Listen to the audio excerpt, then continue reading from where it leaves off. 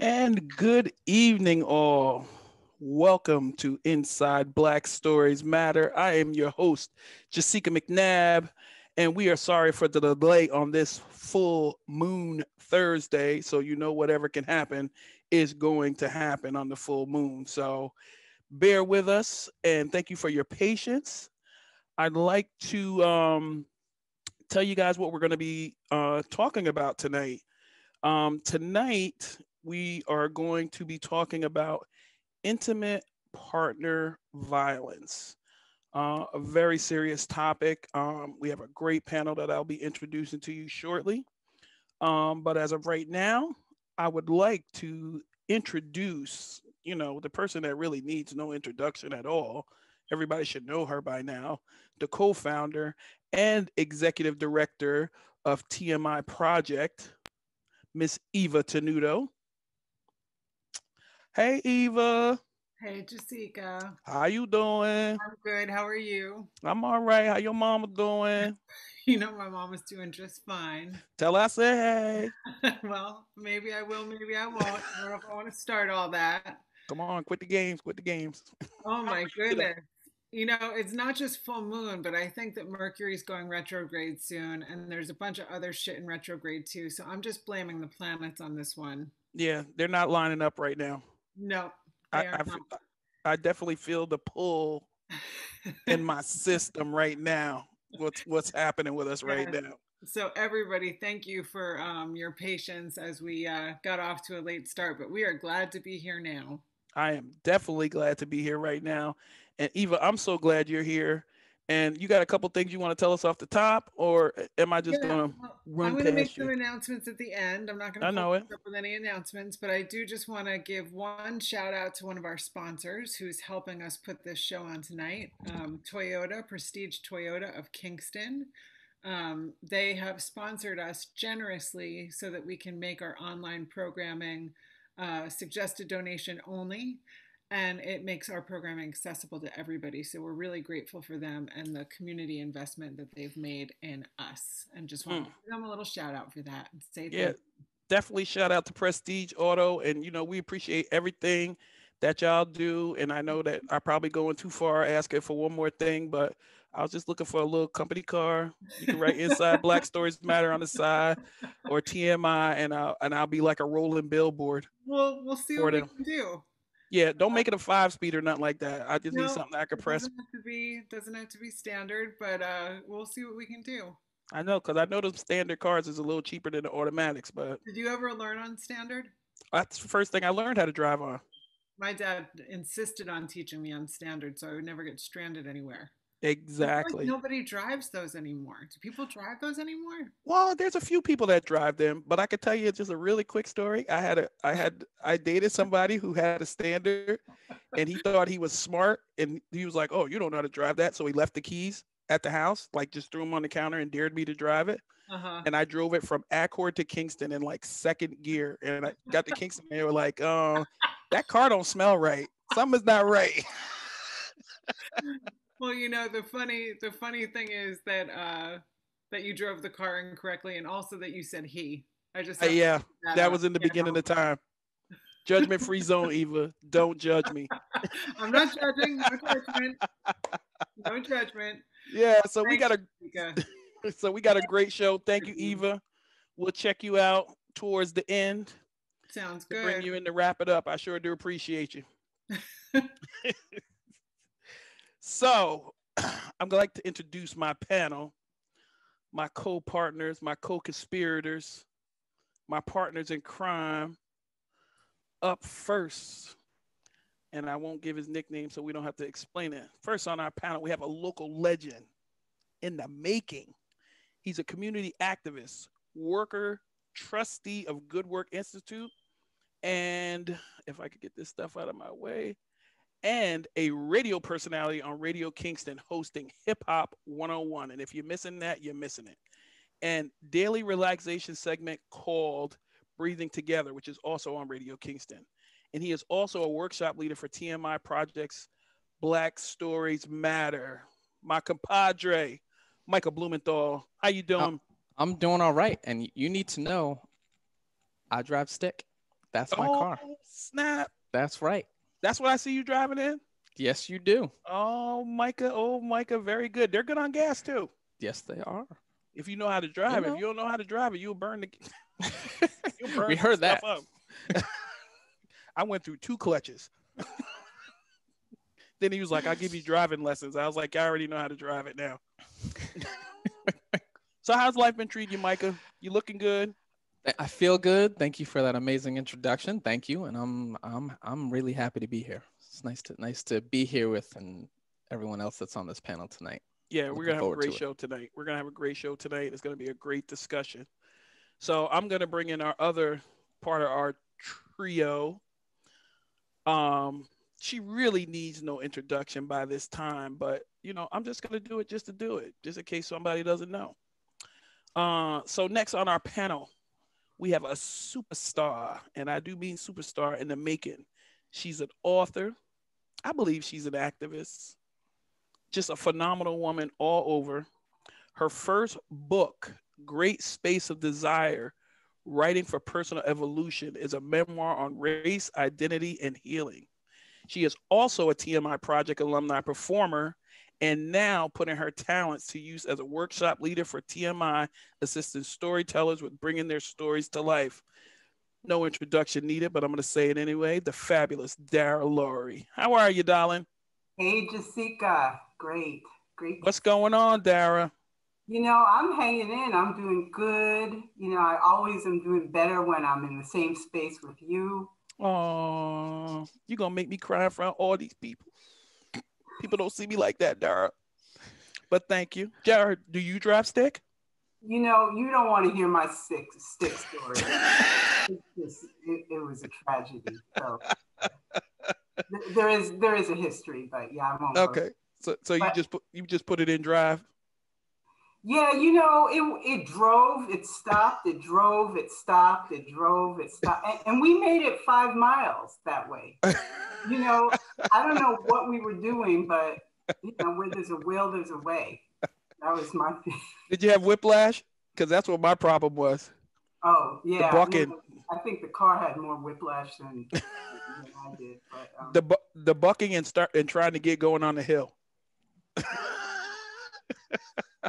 Yeah, no, that's not my particular wheelhouse. I'm not. Yeah. All right. Well, long as you know. But if you had to do it in an emergency, you could, right? Oh yeah. Okay. At least I think. Just driving second gear. It won't be your car, so just burn it up. Right. Okay. I will remember that. Tell them I said so. It's not my car that happens. That's right. All right. So we got a great show, and right now I am going to introduce our guests for this evening. So first up, we have Miss Gwen Wright, who I already think is phenomenal. Gwen Wright retired from New York State Office of Prevention of Domestic Violence in 2019. She was appointed to the position of Executive Director by Governor Andrew M. Cuomo in 2013. She served in several positions for close to 30 years with this agency. She has supervised training and policy programs in the areas of child welfare, social services, and public benefits, substance abuse, mental health, healthcare, and criminal justice.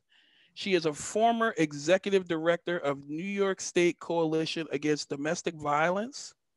Additionally, she has worked in local domestic violence programs in Ulster and Westchester counties and is the past president of the Pride Center of Capital Region. In Our Own Voices and A Call to Men. Welcome, Miss Gwen Wright to our show. How are you today, darling? Hey all, I'm good. I'm doing real good. And I love a full moon, so I'm really kind of in my spirit right now. So thank you. You in your element? And I gotta give a shout out to Kingston, my home for close to 20 years. So yeah, hey y'all. Hey, Miss. So Gwen, you lived in Kingston for 20 years. You know my mama. I don't know. Shirley McNabb. Probably. Yeah. That's my mama. You see, now you're making me old. No, my mama is a youngin. No, I She know don't play she that. is, but now you're making me old. No, no, no. You can live in Kingston 20 years and not know Yeah, Shirley. I know I know you from somewhere, Gwen. I know I know you from somewhere. I'm gonna yeah, tell I probably knew you when you were a little snot-nosed brat my running around. Is probably how I know you. Miss Gwen. I did a lot of things, but I did not have a snotty nose. I know, Okay, because Shirley wouldn't allow it. you got that right. You is not gonna be out with her with no snotty nose. I'll tell her I saw you. Excellent, excellent. Thank you for coming today, and I definitely look forward to the conversation that we are going to have today. So next on our panel,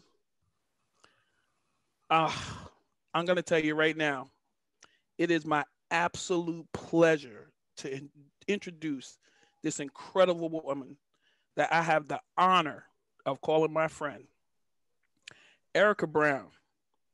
Erica Brown is a native resident of Kingston, New York, currently working as a community engagement coordinator at Radio Kingston, where she also hosts Let's Talk Kingston, a brand new show that I'll be popping up on this Sunday with her from 2 to 3.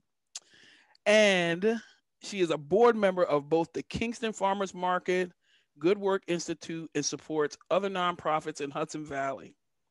Erica is the mother of 2 incredible young men and loves being able to work as an active member in the city of Kingston. And I also dare to call you an activist, fight the power sister, Miss Erica Brown. How you Hey, doing, darling? I'm doing good. I'm doing good. It's been a wonderful day. It was amazing outside. And I'm looking at the moon out my window. Are you Beautiful. looking at it? It's looking Pull in some good juju from that moon right there. Pull it in, pull it in. I'm excited about your spending this evening with you, Miss Erica. And I think we're going to be great. And you're looking fabulous as usual. I love the hair. I'm gonna post a picture on social media where you can all see me when I wake up in the morning. You wake up just like that. I saw you the other morning when you woke up, and your hair looked just like that. So work it, own it, own it. I'm so happy to be here. Okay. So we're gonna, since we're running behind, we're not gonna hold up too much longer. What we're gonna do is we're gonna turn it over to Micah so he can get us grounded and get us where we need to be so we can receive this information that we're going to get. Micah? Mm, thanks, Jessieca. Yeah, especially with all of our own technical glitches, but we're all here now, so it's gonna get grounded and connect with each other across space and time as we are all tuning in via screens, but we're here together now. So I'll just ask everybody, to your own comfort, you can close your eyes, you can leave them open, but really just kind of making an attempt to put everything else away, to bring our attention to ourselves for a moment, bring our attention to the present. And I'll ask you to just kind of focus on your feet, touching the ground, or if you're sitting on the ground, just really just focus on connecting to the ground.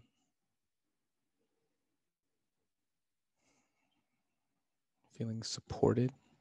And let that support, that energy that's sinking in, that rootedness, come up through your legs, up through the body, up through the spine, a lengthening happening there, or dropping of the shoulders, reaching up through the neck, through the head.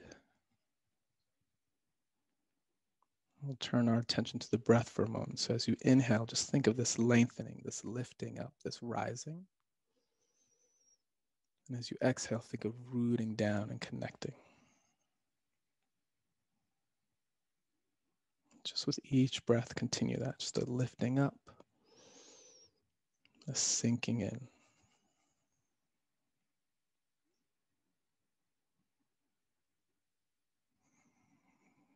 And connecting to the present. So as best as we can, leaving the past, the what was, the things we did or didn't do, leaving them to the side. We can pick them up later. Leaving the to-do list of tonight and tomorrow, what comes next, leaving that to the side. We can pick that up later.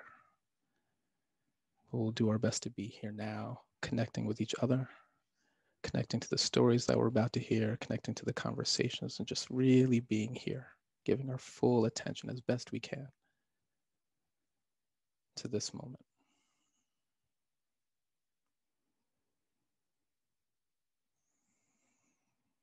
We'll take an inhale together. Exhale out through the mouth. One more, inhale a little deeper. Exhale out. One more, inhale. Breathe out.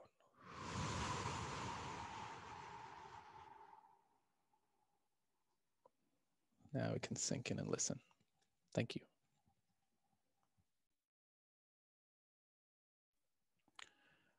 Thank you, Micah. And without further ado, Miss Erica, you ready? I give you Erica Brown.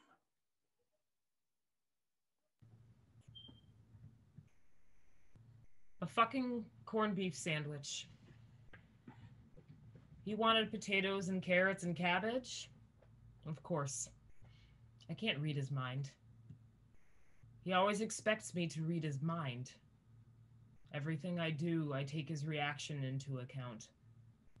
I find myself placing things tediously and meticulously in their places, as I know that if a laundry basket or the vacuum cleaner is even a quarter of an inch out of place, the reaction will turn from the annoyance of a slight stumble into an escalating argument. The experience of arguing can be healthy for a couple. Today we were supposed to be enjoying one another, as if we do that anymore at all. I always thought that arguments opened up the positive potential for learning about one another. His parents are here with the boys, and I'm not even enjoying myself. Really, though, why would I enjoy myself when they're everything to me? We need to be a family, he says. The boys and I, we are a family.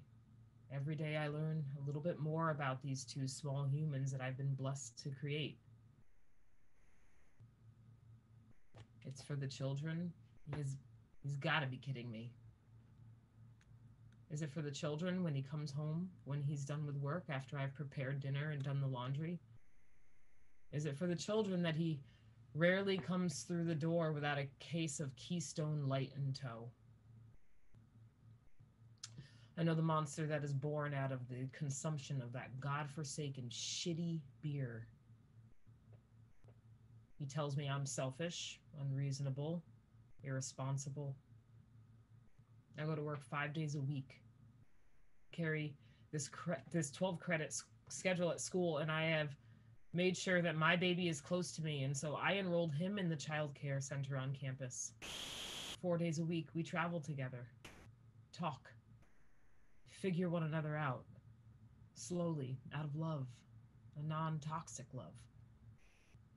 I'm standing before a man who is berating me over a sandwich. I know that look. I know those bloodshot eyes. He's empty now. When he's been drinking, he just becomes a magnified version of the creature who towers over me, surpassing my height greatly by 12 ominous inches.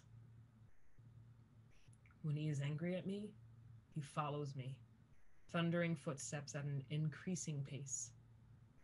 I am agile, small and quick. Usually I can move fast enough to find a hiding spot where by the time he's checked all of the crevices and spaces that I can fit into, he's given up and won't bother to continue the attempt to find me. Will the partners of my children race away for their safety to shelter themselves from this conditioned anger? Will my children find entertainment in manipulation? Are they being desensitized to domestic abuse? Will they become entangled with a sense of self that is deeply rooted in the control and abuse of others? Our newborn needs so much of my attention. I'm so tired. I love Love being a mother. I thrive off of being a mother, but a break would be so nice. So I pumped. I made sure that everything was ready. That night I remember that I was so excited that I was going to sleep. I'd forgotten what a full night's sleep even felt like. My little precious child loves to wake his mama up. Exhausted, I crawled into bed. Baby just laid down in his crib, toddler, soundly asleep. Rest. A few hours in, as always, there's the wailing, the language of a 1-month-old. I'm sure he's saying, Mama, Mama, come and get me. I'm awake. I need you. I roll over, asking my partner, would you mind feeding the small human? There's milk in the freezer. He just grumbles about how he has to get up for work. Appalled, I ask him again, please, I'm just so tired. What do you do all day? He questions. Hurt and sleep lacking, I defend my daily routine. A quick motion, he's up, aggravated, furious. Oh no, what have I done? Why did I even bother to ask?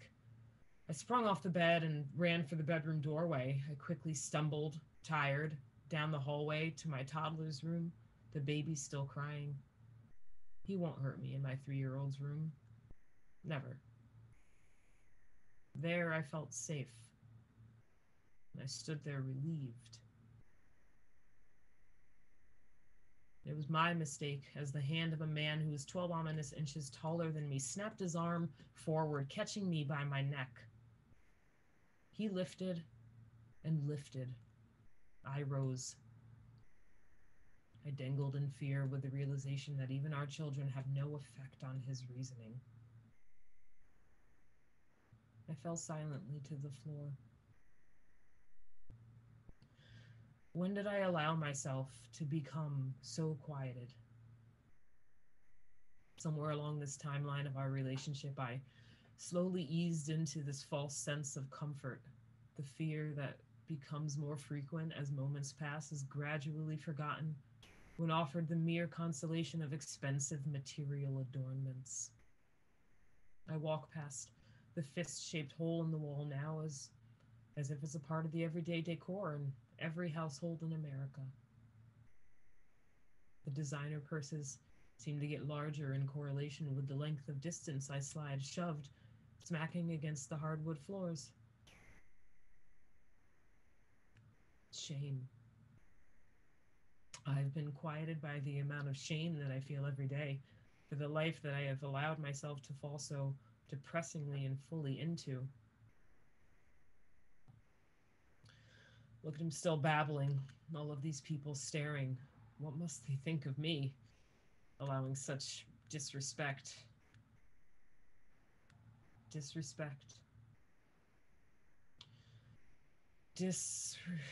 Wait. Respect.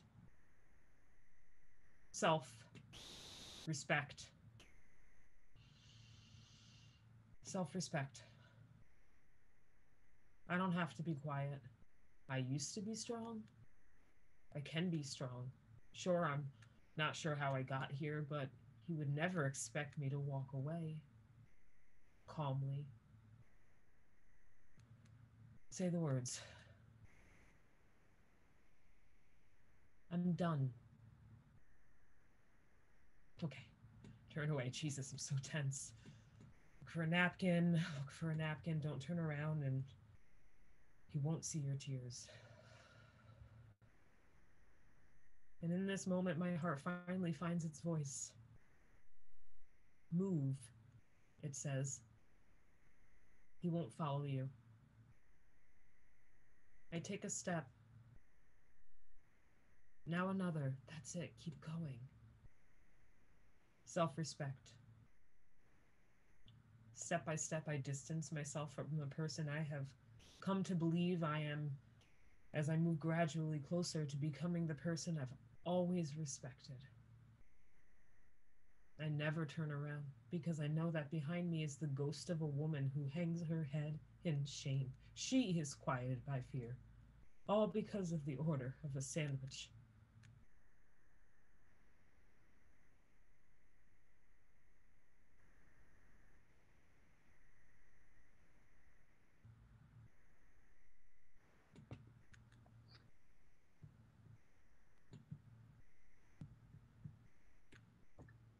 Thank you.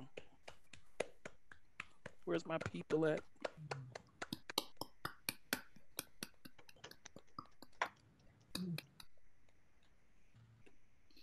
Thank you, Erica, for your bravery. It's always unbelievable to me, and I've heard it more than once. Miss Gwen, what was it like for you to hear Erica's story? For me, having done work to end intimate partner violence for so many years, these stories are always so fresh and take me back to why I started doing this work in the first place. I have to say to Erica, your bravery astounds me, your confidence and your authenticity overwhelm me. And I need to say that because I know what people think when they hear our stories. They think we are broken. And you're here today to say we're not broken. We might have had a bend in the road, but we straighten up. And I think the thing that is so compelling to me is, as was said in your story, when that moment happens, when that change occurs, and we stand up straight and we move forward, and we move forward with grace, with dignity, with pride, and with life. So I thank you for giving us that gift. Thank you, Gwen. So, Miss Erica, Yes, ma'am. what was it like for you to to share your story again? This is kind of, I don't want to call it exceptional, but earlier this year, my children's father passed away. So this is the first time I've shared this story since he's been gone, and I still feel I feel similarly to the first time I read it, but this time is it's a little bit different because uh, even when I read it, this was that 2017. I was still fearful that he could find out, uh, and that there would be retaliation, and the story lived out in the world, and I always had that fear, and until about 4 weeks ago, I was really still in shock. I realized as I had a very just out of the blue emotional and mental just kind of meltdown, and a great emotional and mental meltdown when I just kind of snapped out of the shock, um, and came into the reality that he's not here. And so now I read that story, and the way that I feel is, um, I'm proud of myself, and I can just say that with a lot more confidence. Kind of, Gwen, as you said, um, it's different. Mm. Well, we're definitely proud of you. I mean, just even the very first time I heard your story and the bravery that it took and the way it took my breath away, it was it was it was just amazing.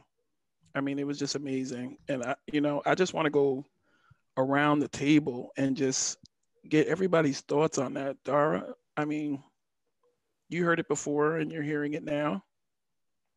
Yeah, Erica, I have to say that, and it has been a minute since I heard the story and was there in the presence of the story. And I was just amazed at what impact it had on me, as if like it was a new story.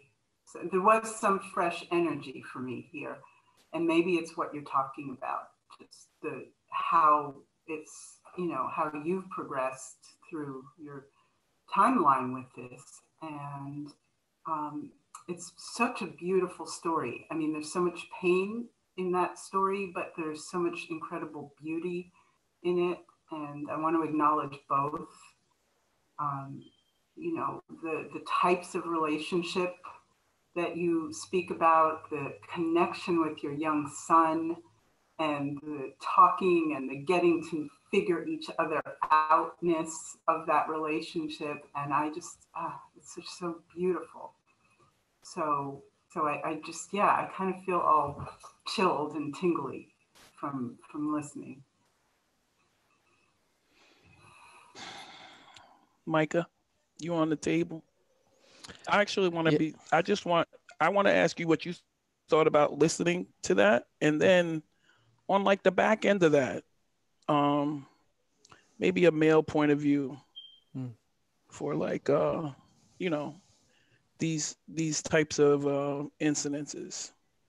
Yeah. First off, Erica, you and I knew each other before those stories, but not well. Then we were, along with Dara and Jessieca, we were all in that workshop together. And so I've heard the story and was there as the story came together. But really since then, I've had, and connecting to hearing it again tonight, I've had the deep honor to be able to work alongside you in many capacities. And I continue to be inspired, encouraged, strengthened, just honored to witness you. And I feel the same even now, like hearing the story again and just hearing it with new ears again. I'm just reminded by how honored I am to be your friend. And Jessieca, to your question about the male perspective about all this, if I'm honest, I've been especially noticing in these few months of COVID, I've facilitated lots of different workshops in lots of different capacities, and I'm often finding myself being like, where are the men? Where are they tonight? Like, and I don't understand why we don't think we have work to do, right? Like, we have so much work to do. And I think there's just so many pieces in the patriarchy. I can imagine there are men who are thinking, I don't have time. I've got to do X, Y, and Z. I just don't have time. I imagine there's men who are thinking like the work of like connecting, improving myself, doing all that. Well, it's not, I don't need it. I can imagine there's stories in some men's head that, oh, well, she needs that. I don't need that, right? Like there's just lots of narratives, but like, where are we?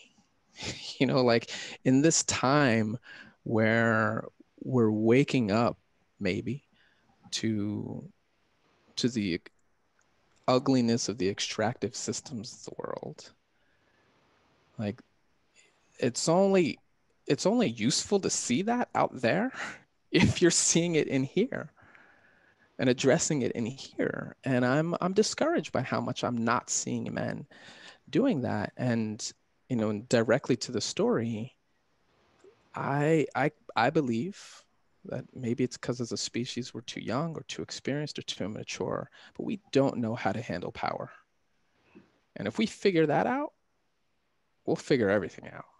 So it seems so essential, literally to the survival of our species, to figure out how we handle power. And that's not easy. It's not easy for me, but I have to constantly think about, like, as a man, with my coworkers who are all women, like, how's that showing up? With my partner, how is that showing up? And and trying to dig deep to address that, because so much of this comes from just a complete misuse, aberration of power.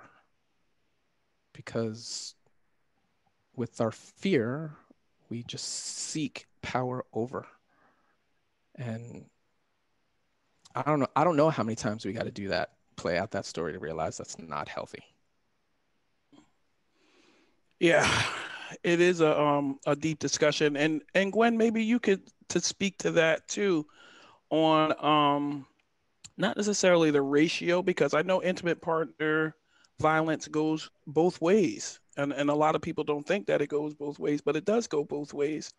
But we do see, I feel like I see more women showing up to do the work to get away from the violence and things of that nature. Um, what are you thinking about how hard it is to get men into this, and what the issue is of trying to get them involved to be, introspective with themselves? Well, thank you for that question. I just want to really appreciate Micah's sentiment. I think that this is always the place that we wind up being in.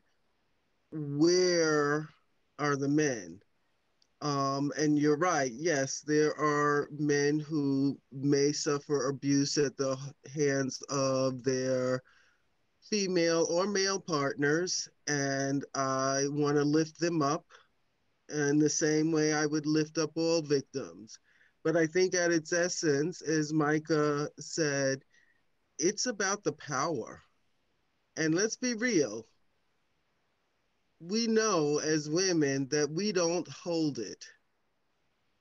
We know that power has to be shared for us to have our full birthright in this world.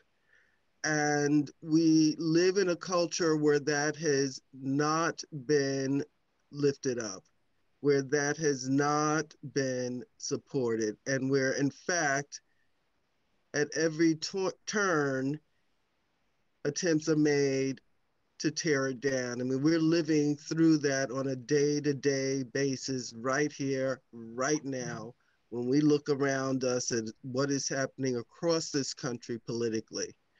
And what we know is that all of this is about squashing down the voices of women, and in particular, the voices of women of color.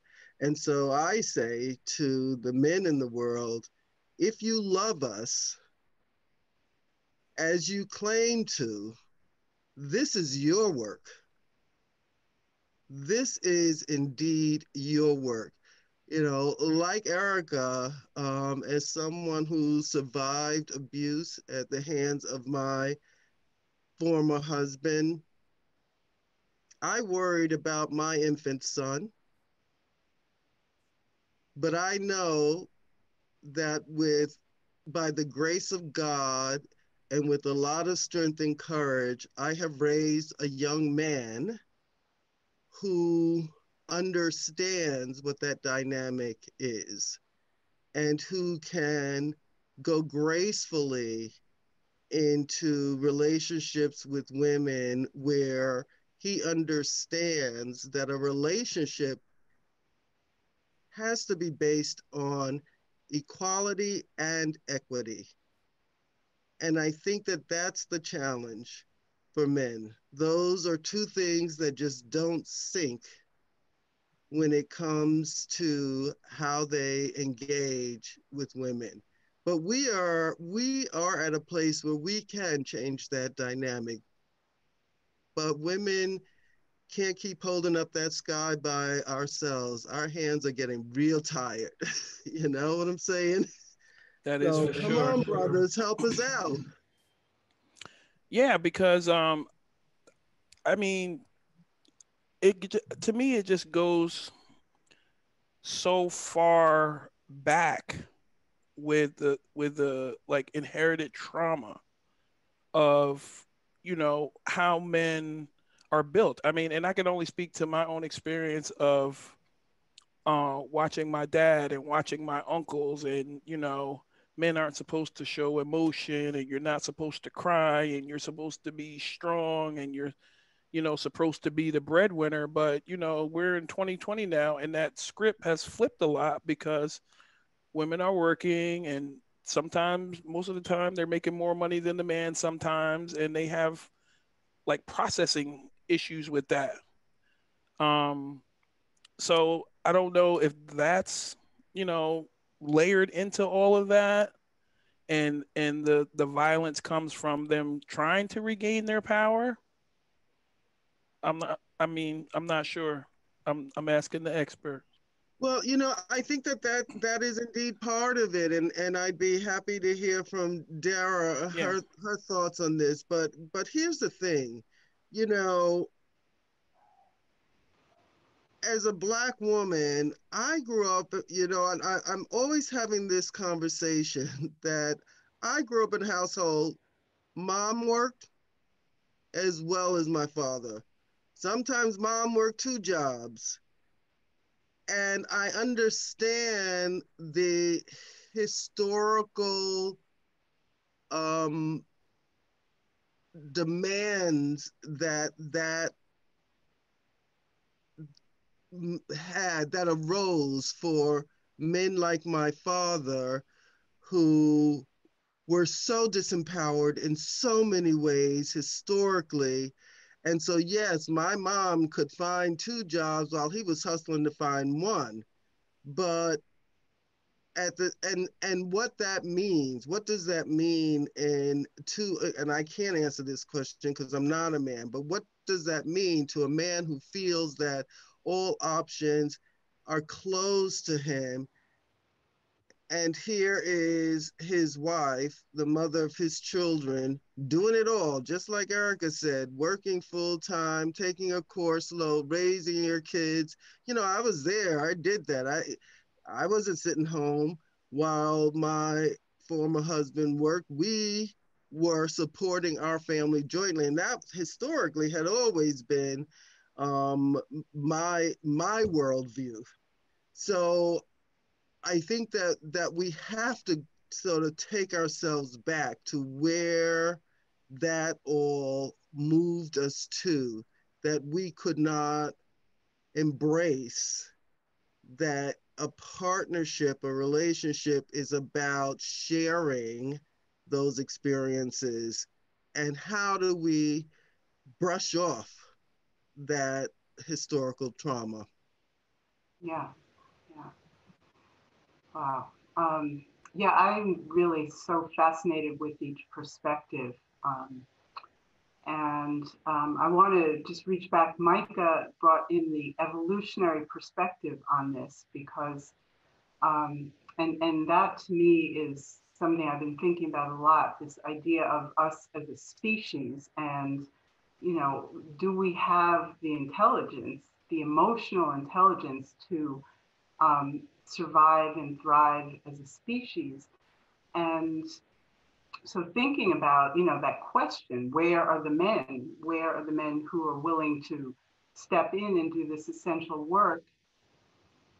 I go back to Erica's story, and what I was feeling during it, among many things, was a sense of dread, a sense of terror, which you so artfully create in your narrative, partially from what's going on, but thinking about the big picture of it, of what emerges from it, I feel that that dread and that terror is kind of like what comes right before the breaking open in your own psyche, that there is a sense of having to step completely into an unknown.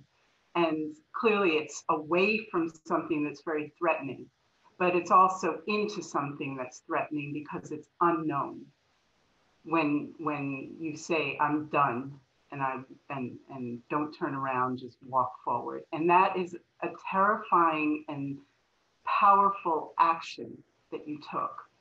And when I think about that story, and I think about where are the men who are willing to take this action, who are willing to say, I'm going to be done with this violent system that we are all kind of enmeshed in, this extractive system, to use Micah's word.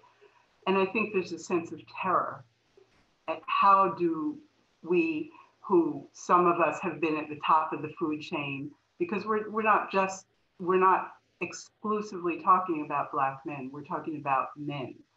And so some of those men have been at the top of the food chain. And I think there's a huge sense of terror at how do I let go of this system that's actually favored me.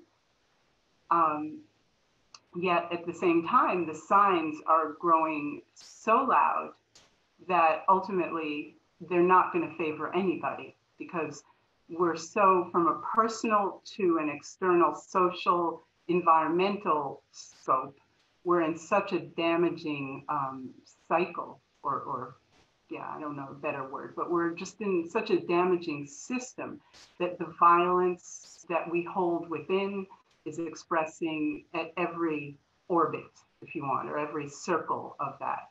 And so I think that is tipping some, I mean, I'd like to think more male consciousness and awareness than what we're aware of. But to me, that's where it puts this is, you know, the intelligence of our species. Do we, you know, I think, and I'm somebody who, you know, I went to kindergarten pretty young. I think I was like 4, and I loved it. And I just remember coming home like first or second day of kindergarten and going to my mom. Girls are smarter than boys, aren't they? And my mother, without missing a beat, said, yeah. And I know people are going to be hating on me for saying it, but you know, I've always carried this sense that women have a particular kind of genius, and it's not that we exclusively own it, because I'm also not a binary thinker. I mean, I think that everybody contains male and female in us, you know, so some of it's expressed more obviously as female, some of it's expressed more obviously as male, some are mixed. But the point is, there is a kind of intelligence that needs to be brought forth, the kind of that I see more in the feminine expression.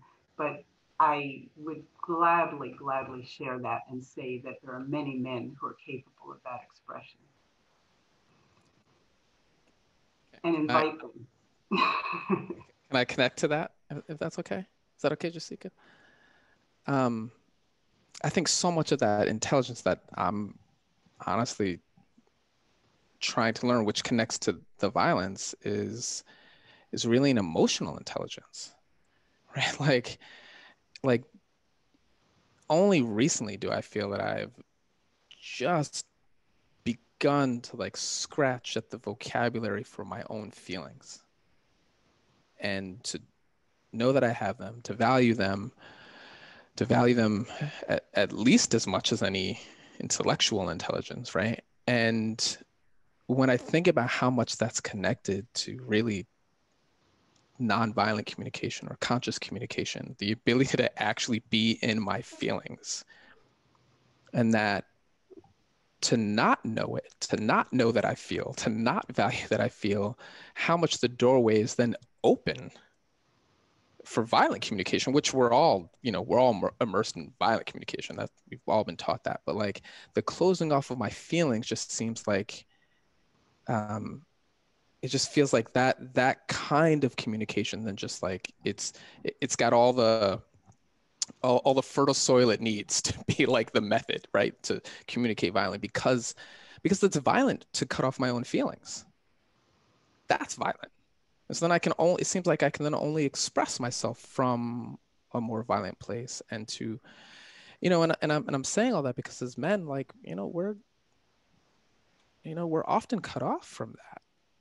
We're often cut off from our feelings. And, and the mindfulness that's, for me anyway, the mindfulness that's required for me to just like sit in it and be in it, be in the discomfort in it, or Dara, as you were saying, be in the unknown. Because honestly, if you ask me how I feel, most of the time I don't know. So like, it means I even have to just be in the discomfort of not knowing. Um, it takes work, it takes patience, it takes a lot of not judging myself. And I just don't, I want to see more men doing that, because I think as men, we also just, we buy into this myth about, not feeling, and or or the power that we have. And like, if I'm honest, like, most who I am, like, it's what I learned from my mother, my grandmother, my sister, my aunt, right? Like, the Furtick women in my household, um, that's where that looks like strength to me. If there's anything about me that's strong, it's my Furtick womanhood. That's where it comes from. Um, so yeah, I just wanted to add on to that. That reminds me of my son, my oldest son. The little one, I feel like it just got a lot of me around the time that I left Brad. My tiniest one was about a month old. So any of his experiences are the two of us separate. My oldest son really got to see the most of us, and he got to see a lot of that, a lot of our interactions. And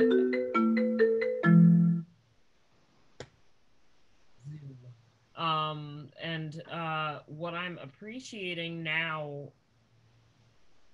is seeing a lot of what I put into my oldest son. He's 13. He turned 13 about a month and a half ago. Um, but he'll say things to me, especially when his mom is making him upset. Like, I really need a moment because I'm frustrated. And he'll like eyes rolled and all that, and I'm like, well, I don't want to roll my eyes back at him. He finally is telling me how he feels, like when he's disappointed or when he's frustrated. Or today I had to go and do something, and he was just like, I just wanted to let you, I had to leave to go to the county budget address. And he was just like, well, I really appreciate when you're here, just so I can come over and just like and be there, and just know that you're there. And so it did take 13 years to kind of get it back, but it's coming back. It's coming back. And so I hope that people who have children, want to have children, will offer up the opportunity for your kids especially your well, especially in this context, your male children, um, to feel disappointment, frustration, sadness, excitement, happiness, over enthusiasm, any of them. Like, really help them to define those, because they're helpful. All right. My dad was calling me. Let me just do this real quick. I don't know. Wow, they have my kids. Well, that's definitely a true statement, especially about allowing your the children to feel, and allowing the equalness of feeling, because we all teach the girls that you can cry, you're allowed to feel, but we stifle our young men.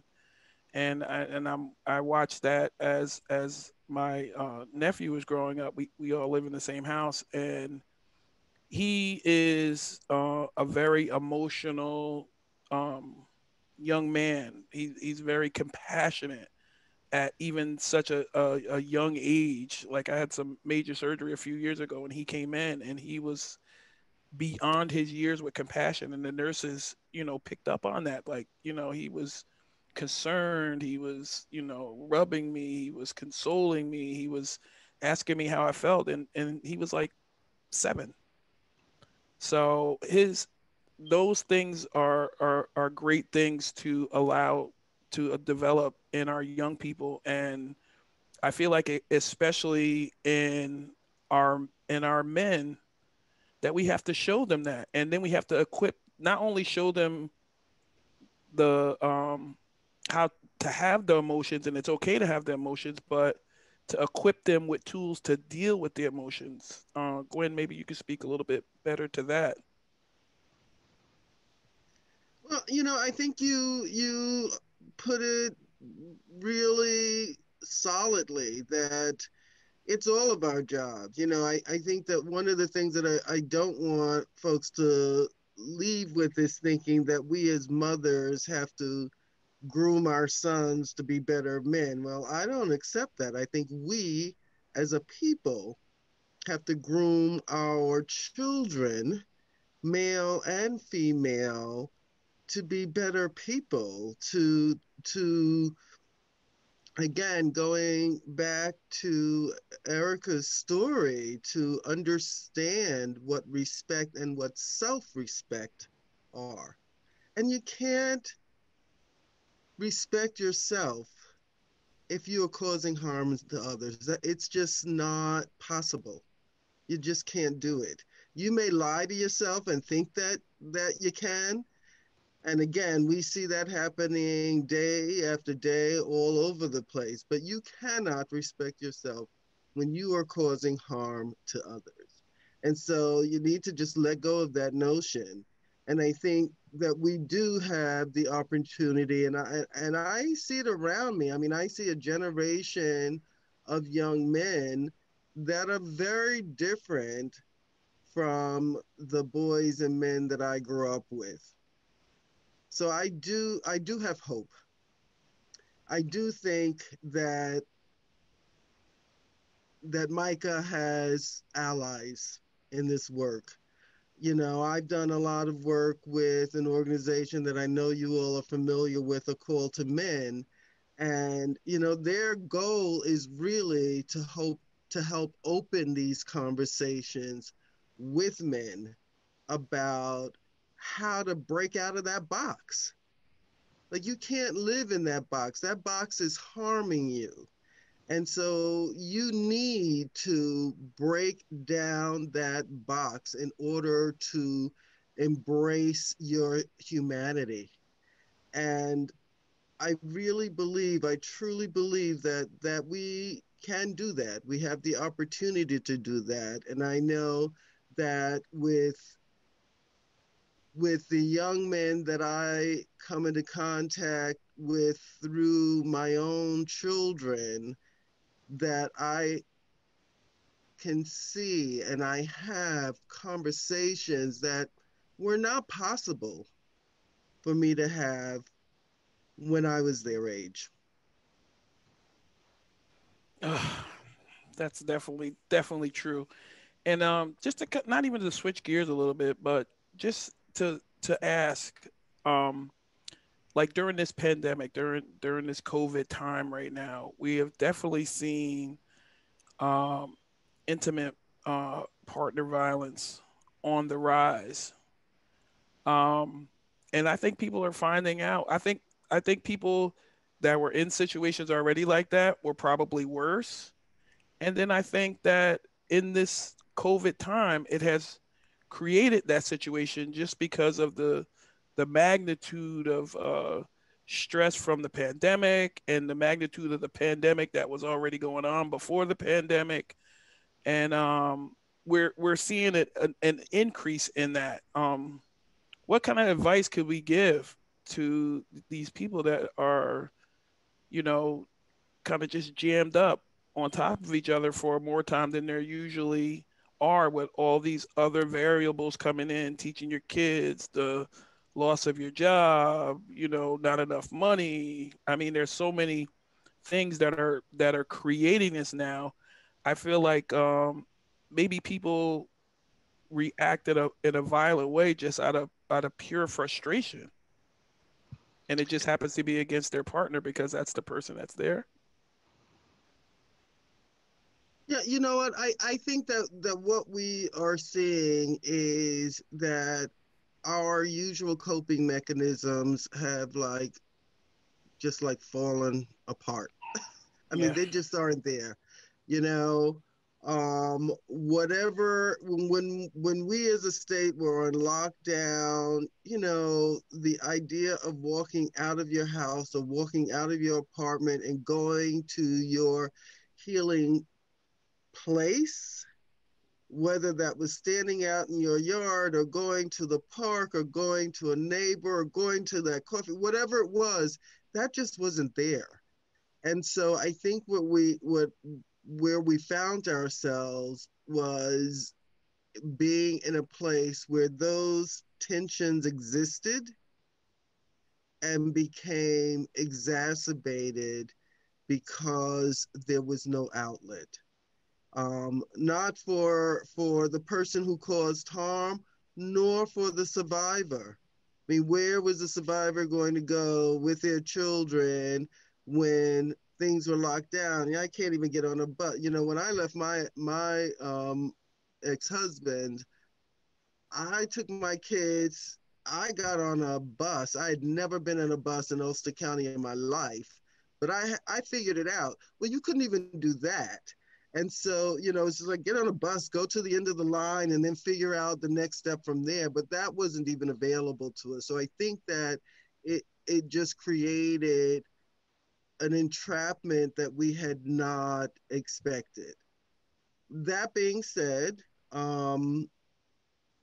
we also know that the domestic violence programs were up and running and racing around to make sure that their programs were safe, that they could bring people in safely, and not just in terms of the abuse that they had uh, endured, but also within the constraints of the pandemic. That was, I mean, the domestic violence advocates in this state and across the country were working their butts off to make sure that that happened. Um, they were staffing hotlines round the clock, hotlines that were ringing off the hook so that they could move people to where they needed to go in a safe way. So, you know, I just want to be clear that that work continued and continues now. It just intensified.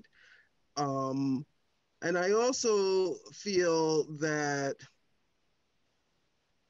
one of the things that I think happens that we don't talk about are those informal networks, you know, the family members, our religious groups who support us, our community groups that support us, that those have always been there and continue to be there and will continue to be there.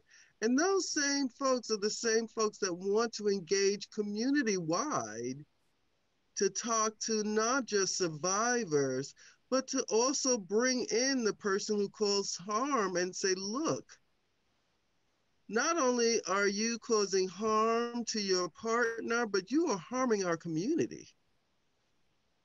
We are a community of strength. And if you continue to behave this way, you make us weak. And so that's got to change. And so I think that there are a lot of lessons to be learned and a lot of messaging that we need to do to say that, you know, yes, we are going to support survivors in their journey and in their healing and in their health, but we are also going to hold those people who cause harm in their intimate relationships accountable and responsible for that behavior. That is definitely true. I just 1 second, Erica, and I'm gonna let you jump in. I just want to let the audience know that there is still time. If someone has a question, they can pop it into the chat and we'll try to get to it. Erica, go ahead. Oh, yeah. So this question is for anyone, but well, Gwen, what you were just talking about, and really just holding folks accountable for their actions, brings me to a discussion or an issue that I've heard come up multiple times and over the last few years, and that's shame. That the feeling of shame and like kind of instilling shame in someone. And I would just love to hear how folks feel about that emotion coming up and out of someone when they're confronted with the realization that they need to be accountable for something. Because I've heard so many people say like that shame is like a negative thing, they never want to make anyone feel shameful. And I don't either, not to put them down, not to be a bully, but if it's holding someone accountable, I think that I think that it has its place, and I know this could be controversial, but I would just love to hear what folks think about that, because really, I'm thinking if somebody comes at me and tells me that something I did was X, Y, and Z, that's generally the feeling that's probably going to come up and out of me, from me.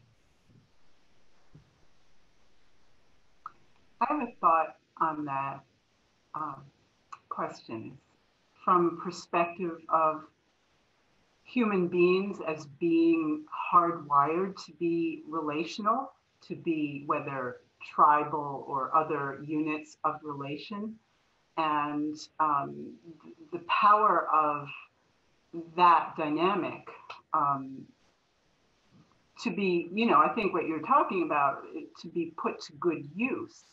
This sense of calling people, in fact, somebody was writing this for an article that we're working on, a therapist, calling people back to their senses is what she was writing about. And so she was saying in the sense of your felt sense, right? Like when you do check-ins, like when we do mindfulness work. But obviously there's this double meaning, you call somebody back to their sense, right? Like they're out of their minds, they're out of their, rational behavior or whatever. And I feel like this restorative justice work that Gwen is talking about, at a community level, and I love hearing about that because I literally have a small card on my desk of restorative questions that I keep with me. The questions that you ask the person who has been harmed, and then the questions you ask the person who has inflicted the harm. And so I guess just taking a long way around, it's just a response, is that I do feel there's tremendous potential in reactivating, because it's in our wiring as animals. It's what's allowed us as animals to climb to this top of this hierarchy, is our intense relational sense. So that even somebody who has inflicted harm and is full of justifications and avoidance, brought into the right circle and can be brought back to their sense, in a real embodied way. And I think that that's the only direction our species can move. Because if we don't, we're off the cliff. Anybody else want to speak up on that? Yeah, I think that what I would add to that, Erica, is that, we approach it out of love. I think about the years that my children's father, I didn't want to speak to him. I didn't want to see him, but I did. I sucked it up because he was their father. And at the end of the day, I wanted my children to love their father and to have a relationship with their father if they chose to. I figured at some point in their lives, they may choose not to. But at that moment, that was what was available to them. And so what I knew I had to do, and what I challenge people to think about, is even through the pain, that at our essence, we are a loving people. And so I feel like we can approach most things, distasteful as they may be, from a place of love and compassion. And if we bring that to the table, it's not about shaming you, but rather about saying, this is what you've done, and you've done it, no one else. You can't put the blame here or put the blame there or whatever. At the end of the day, you control your own behavior. And so you are responsible and you have to take responsibility. You have to be accountable for it. And I'm not saying, yeah, we want everybody running around saying, oh, I love everybody. I'm happy today. The roses smell delicious. But That's rather unreal. that, life is hard, for Mm-hmm. all of us. No matter who we are or where we are, it's hard in some place. And so if we could tap down into into our own individual humanity, and if I can come to you from that place of compassion and humanity, I think that's the way you have that conversation. That's the way you open that door. Well, that's great. And I think in the mix of all that, we did some action items of, holding people accountable for the responsibility of what they do, which is one of my favorite sayings is you can't help how you feel, but you can help how you react to how you feel. And those are tools that you have to get equipped with, whether you're able to equip yourself with them or whether you have to go get help to equip yourself with them. You have to learn that you have to deal with emotion, and they're not things that just run. You could just let run rampant. You have to know how to collect them in and deal with them. So that's what we look for. I think that's probably one of the biggest action items we can take away for this. Equip yourself with the knowledge of how to handle your emotion. Because, like I said, I feel like the violence comes out of a lot of frustrations for whatever reason, your own self frustrations that you're not happy with yourself or you're not happy with your partner or something happened at work. It comes from so many different angles, but you just have to know how to deal with those emotions in a responsible way to not hurt anybody. And man, we could always talk, we could always go on and on. I appreciate all you guys. I'm gonna bring in the top dog back in, Miss Eva Tenuto. Y'all hang on and stick with us. How are you, Eva? So I'm so incredibly full from this evening. It was such an incredible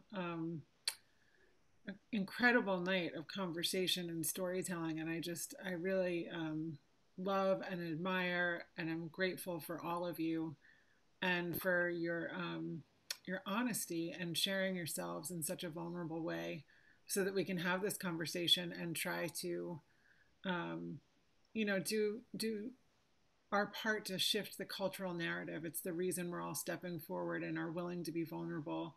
It's not required of any of us to do this kind of emotional labor. And I really appreciate you all being here. You're just tremendous. Um, and, before we wrap up, I just want to give people some announcements about what we have coming up, so that if you are interested in partaking in other things that TMI Project is offering, and also some resources and action items that we'll share. And as I mentioned them, you don't have to memorize them by heart. We will share the links with you in the chat, and we'll also send you a follow-up email so that you have really easy access to all of these things. But we've got a couple of really exciting things coming up, and Jessieca is actually, all of you are a part of a lot of this. Yeah. Um, Season 2 of the TMI Project podcast is going to be the Black Stories Matter season.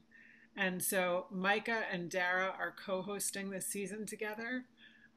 They are the heads of the Black Stories Matter program and teach all the workshops. And so they'll be co-hosting the podcast.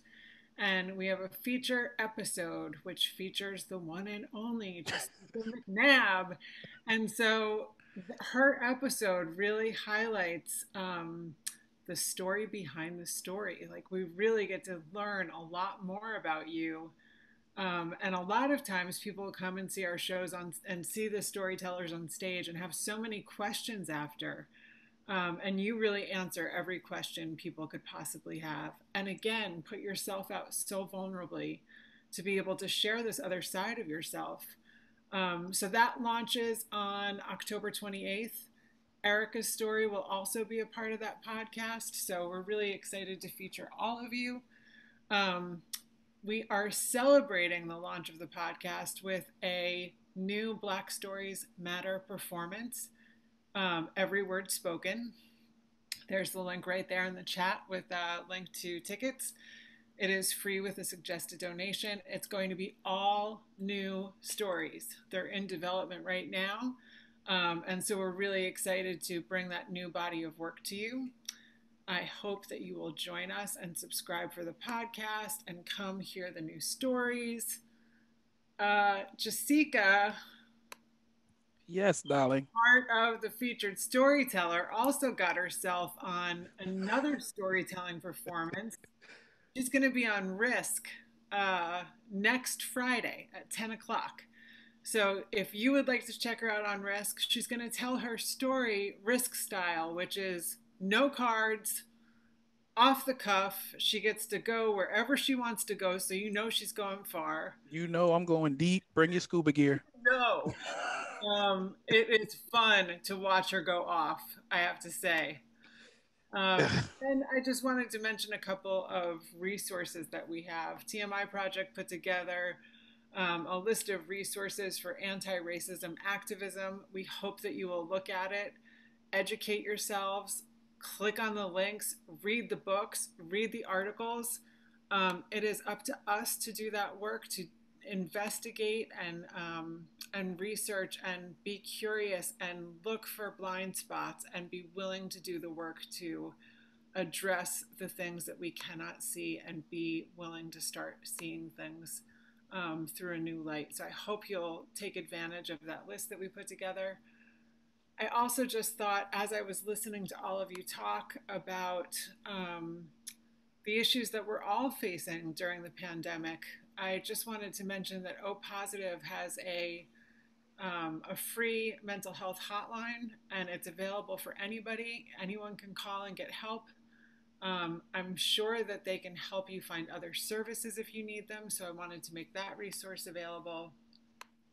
And lastly, I would like to share a link to an organization that's near and dear to my heart that was mentioned during this conversation, A Call to Men.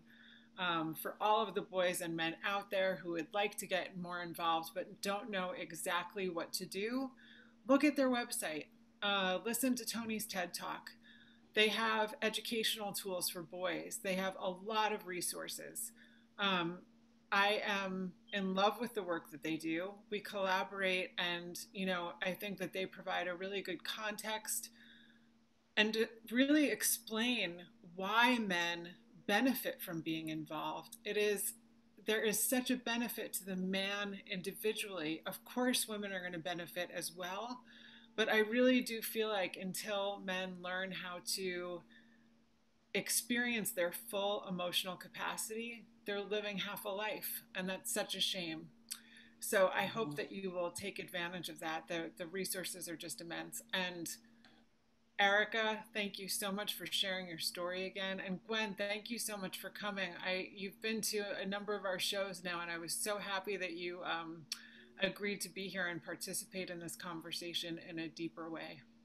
Can I just say one thing, that October, and today's the 1st, is Domestic Violence Awareness Month. So if you're looking for how to help, how to get involved, go to the National Coalition Against Domestic Violence website or the New York State Coalition Against Domestic Violence website, and they will have plenty of information about how to take action. Oh, thank you. That would be great. And Gwen, I would love to get you tomorrow on Harambe from 1 to 2 if you would like to chit chat about this a little bit more, if you're not busy. No pressure. I'll give it some thought. Okay. They can share my information with you. You let me know. Okay. So I want to thank everybody for being in and participating. I mean, Dara, Micah, Erica, for your story that just touches me every time. Miss Gwen Wright, who I cannot disrespect in any way because she's my mama and she'll call on me. Thank you for all your knowledge. And everything that you said today has just been great, and I've taken a lot away from this. And also, I have to definitely thank, my background, because I can't get down without my background. Clarissa handled this like a trooper, and I didn't say her last name because I never know how to pronounce it, and I don't want her after me. So, Clarissa, you only need one name like Cher. You were amazing.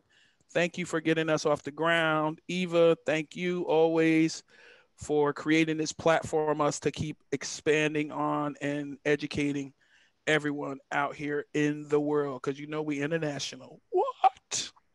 All right. Thank y'all for joining Inside Black Stories Matter. We will see y'all next month with another amazing show. Everybody have a great night.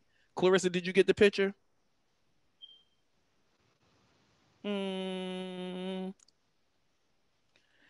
Thank y'all. And I love Erica and her poses. And thank everyone tonight for joining us. And we would definitely look forward to seeing you next month. Tell a phone, tell a friend, bring a friend. And this was Inside Black Stories Matter. Have a great night.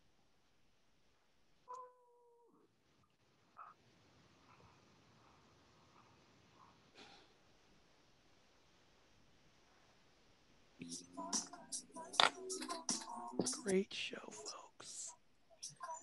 Great show. I don't know if they can hear us,